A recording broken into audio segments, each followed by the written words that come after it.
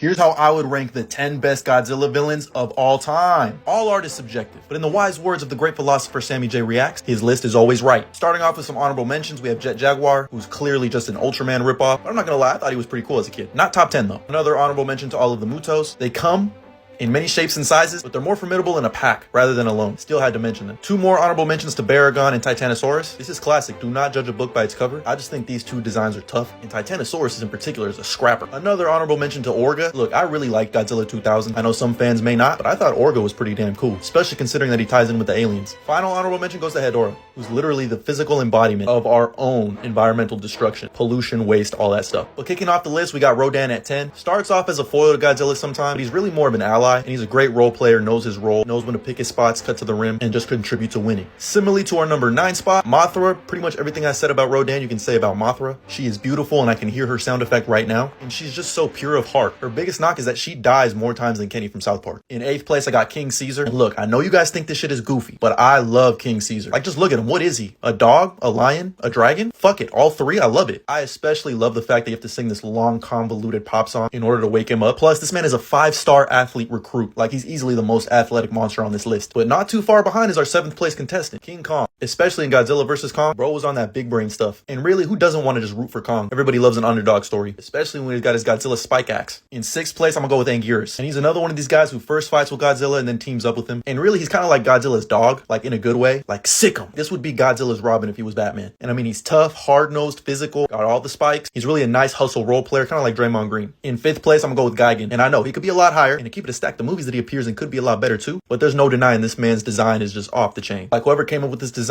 is probably being treated as we speak. This man has absolutely no hands. He got 2 big-ass scythes. In 4th place, I gotta go with Biollante. Just look how tough this design is, bro. He's like a giant plant Godzilla, which makes sense as he was actually born from the DNA of Godzilla. And the fact that there's actually a grown-ass man in this costume is so funny, but his regeneration ability is insane. In 3rd place, I gotta go with Mechagodzilla. Gotta pay respects. I always love these kind of villains because it's always like, this is the bad version of yourself. And Mechagodzilla got the weapons to back that up. In 2nd place, I got Destroyer. This is a fan favorite right here, one of my favorites. And I think he's the strongest Godzilla opponent, but he still loses. But this nightmare fuel is born from the same oxygen destroyer that killed him in the original 1954 movie, and he's really just a menace. But in 1st place, we gotta go with his arch nemesis, King Ghidorah, and Mecha King Ghidorah. Like, this is Godzilla's Joker. This is Godzilla's Green Goblin. The yin to Godzilla's yang. And it's always gonna be a great movie when this man shows up.